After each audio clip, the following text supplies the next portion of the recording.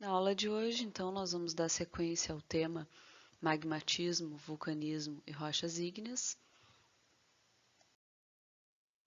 Bom, nós já vimos, né, que as rochas magmáticas, elas podem ser classificadas de acordo com o seu processo de formação em rochas plutônicas ou intrusivas e rochas vulcânicas ou extrusivas.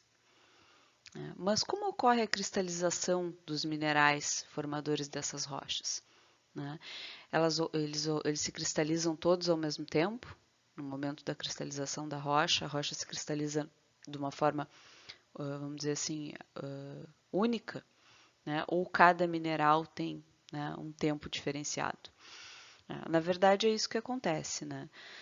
O petrólogo Norman Bohr, em 1920, começou a estudar o comportamento dos magmas, justamente para entender como acontecia, né, a cristalização dos minerais. Então, em laboratório, ele testou, né, a partir da fusão de rochas e posterior resfriamento dessas rochas, para então observar como acontecia a cristalização dos minerais. E ele viu que os minerais não se cristalizavam todos ao mesmo tempo, né?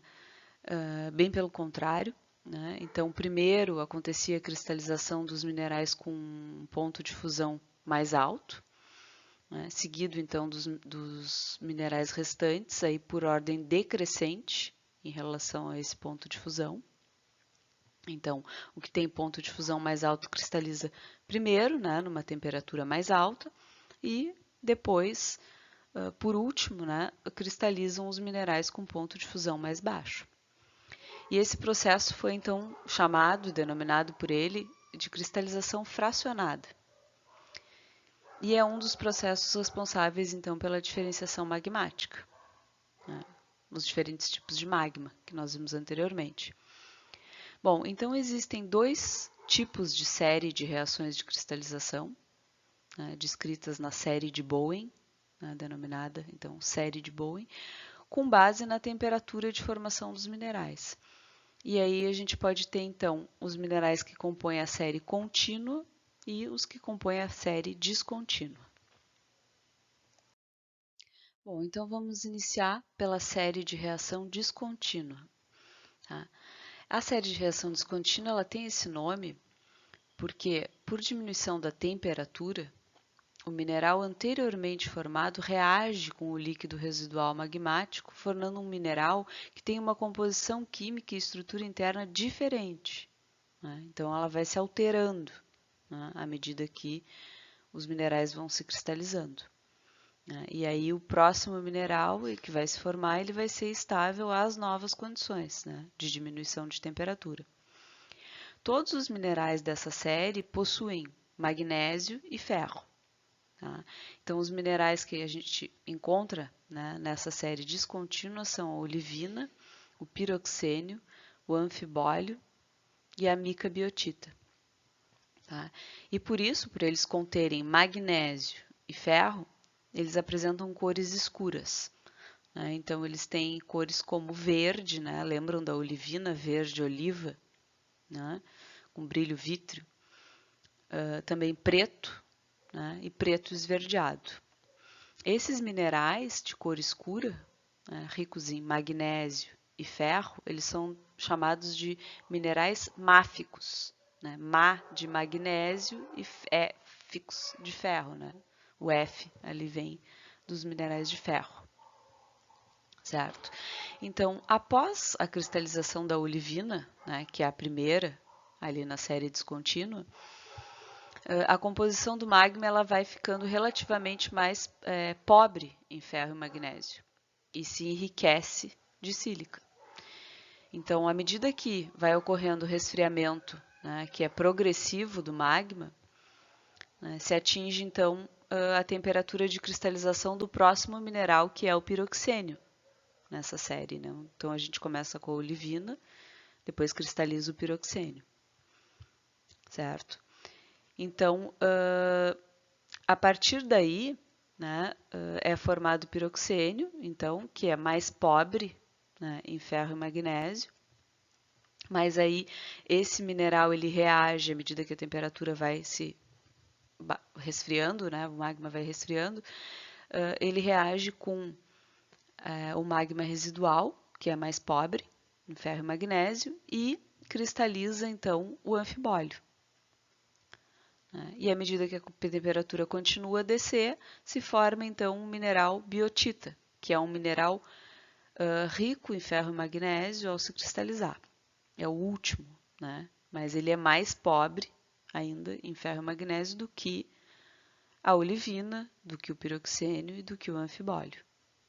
Então, no momento que termina a cristalização da biotita, né, o magma residual, se ainda houver, né, ele não vai possuir mais nada de ferro e magnésio.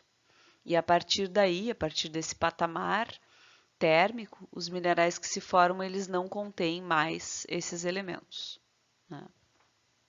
Então, basicamente, né, a gente tem essa sequência na série descontínua e agora a seguir nós vamos ver então os minerais da série contínua.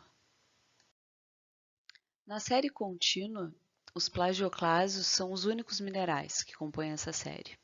E eles são constituídos por alumínio, sílica e percentagens variáveis de sódio e cálcio, como vocês podem ver na figura. Né? Então, lá no início da série de cristalização contínua, nós temos os plagioclásios ricos em cálcio, né? Enquanto que no final nós temos os ricos em sódio. Certo? Então, os íons sódio e cálcio, eles podem se substituir na estrutura cristalina, né? Formando, então, os plagioclásios cálcicos e os plagioclásios sódicos. Né? E eles vão receber nomes específicos aí, dependendo do teor, tá? De cálcio e sódio. Então, tem uma variedade de nomes, né? Anortita, andesina, albita, né? Alguns minerais a gente viu lá na nossa aula sobre minerais. Tá? Então, após a cristalização completa dos minerais que constituem esses dois ramos, né, da série descontínua e da série contínua, a fração resultante do magma ele ainda pode apresentar altas concentrações de sílica e de metais mais leves, como é o caso do potássio e do alumínio, né, enquanto que o ferro e o magnésio, né, a maior parte dele todo, né, na verdade, já foi cristalizado na forma dos outros minerais aí da série dos minerais máficos, né, lá da olivina, anfibólio, piroxênio. Então, o que acontece é que os minerais que se cristalizam posteriormente, né, até o esgotamento desse magma residual, né, incluem aí, então, o feldspato potássico, a mica muscovita e o quartzo por último. Né?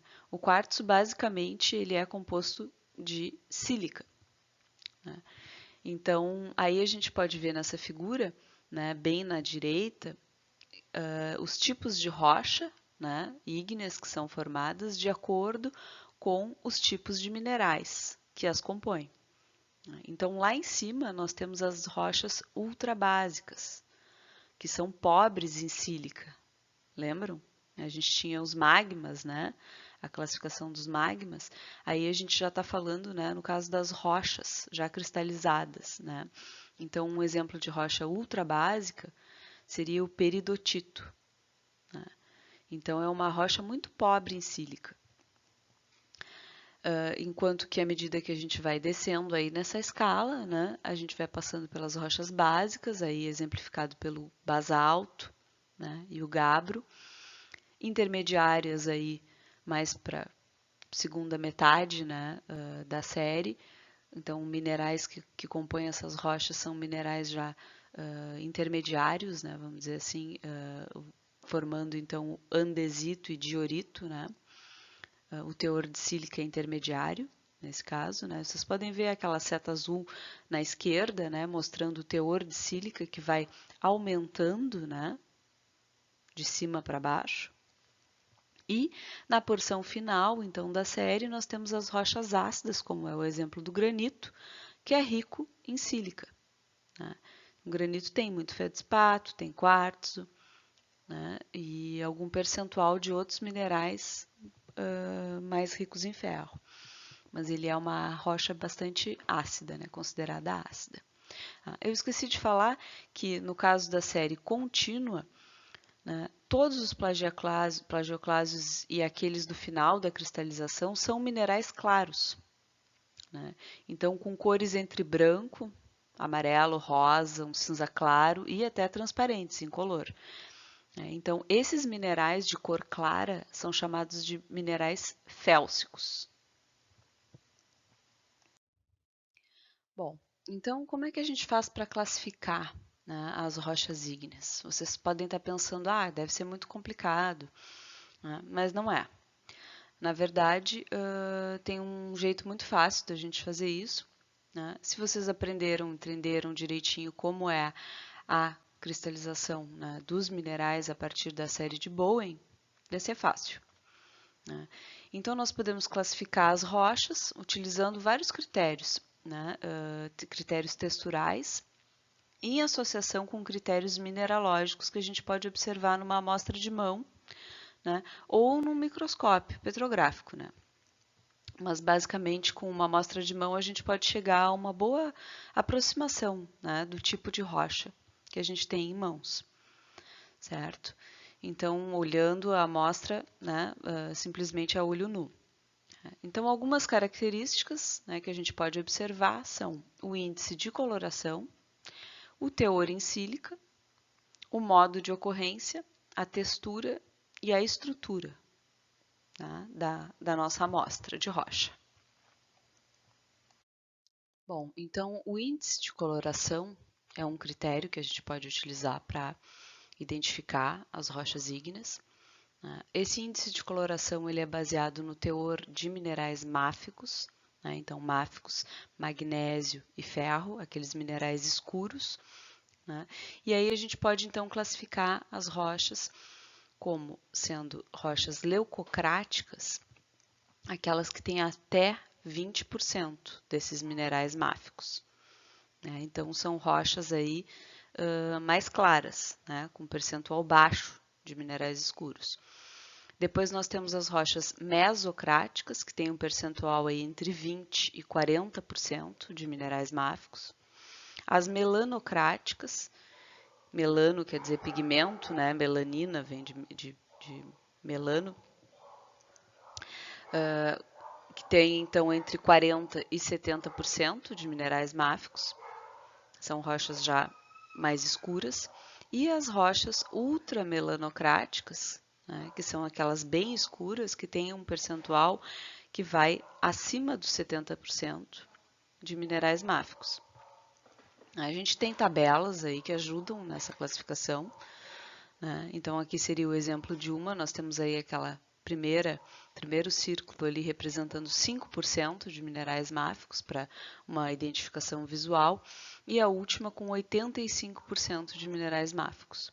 Então, a primeira estaria incluída nas leucocráticas, né, que tem teores de máficos abaixo de 20%, enquanto que a última estaria incluída na faixa de rochas ultramelanocráticas, porque é acima de 70%, né, então 85%.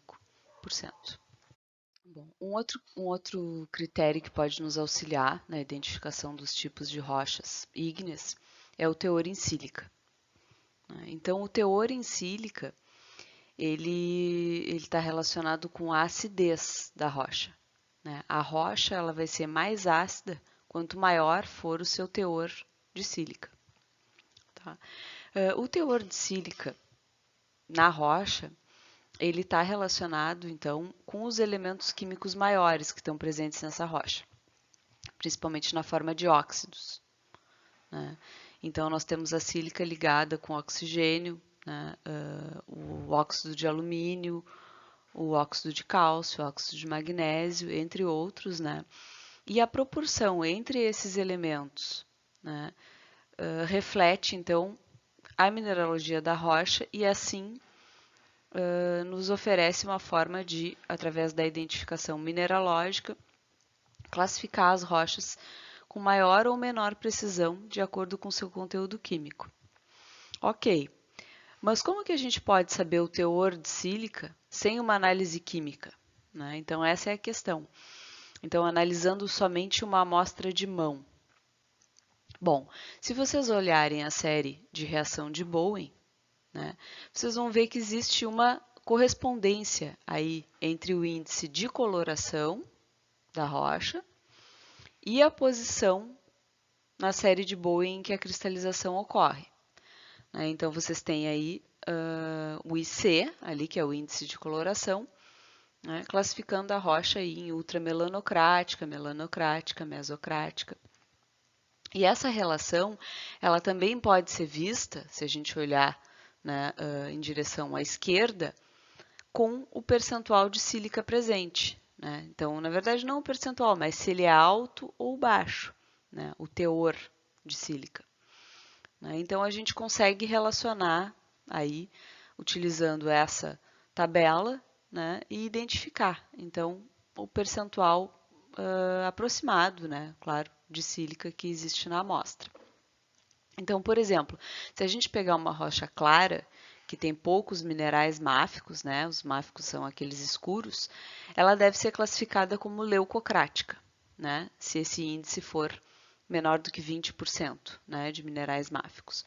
Portanto, ela deve estar aí na porção final da série de Bowen. Né? Então, se ela é leucocrática, seria aquela porção ali na direita da tabela. Né? Leucocrática vai ser uma rocha ácida. Né? Então, o teor de sílica na porção final da série é alto. Né? Então, se vocês observarem ali na esquerda, a seta azul indica que o teor de sílica cresce, né, à medida que a temperatura decresce, que é a seta vermelha. Né? Então, à medida que a temperatura decresce, os silicatos eles vão, né, ficar mais polimerizados, como a gente viu, né, formando cadeias e formando, então, por exemplo, tectosilicatos, filosilicatos, né, que são as micas, né, nesse caso. E as rochas vão apresentar, então, um teor elevado de sílica, porque elas vão conter esses minerais que são ricos em sílica, ou seja, vão ser ácidas. Né? Então, assim, os minerais que vão aparecer nessa rocha estão presentes, então aí a gente pode correlacionar a posição deles na série de Bowen. E aí, nesse caso, por exemplo, com uma rocha leucocrática, né, clara, ácida, a gente vai ter um alto teor, então, de feldspato potássico, mica moscovita e quartzo. A biotita ela pode ocorrer, assim como também o plagioclásio rico em sódio, né, que está ali na porção final da série descontínua e da série contínua, né? Então, mas eles vão estar provavelmente em pequena quantidade. Então, aí seria um exemplo, né, de um granito, né, que é uma rocha leucocrática ácida. O modo de ocorrência e a textura das rochas, elas estão muito relacionadas e nos dão aí pistas bastante interligadas. Né? O modo de ocorrência é o local onde essas rochas são cristalizadas, né? Como elas se formaram, onde elas se formaram. Então, nós podemos ter rochas extrusivas ou vulcânicas, que são aquelas formadas em superfície, como nós já vimos, né? Os magmas vulcânicos, né? Extrusivos, a partir de erupções vulcânicas, e rochas intrusivas ou plutônicas, né, que aí são formadas então mais no interior da crosta, certo? Então nós temos aí dois exemplos, né, de amostras de rocha, aqui em cima e mais um ali com textura porfirítica embaixo, mas eu peço a atenção de vocês para esses dois de cima, onde a gente tem então uma rocha bastante escura, né, onde a gente não consegue ver os grãos dos minerais, né, a gente não consegue ver os cristais, na verdade. Né.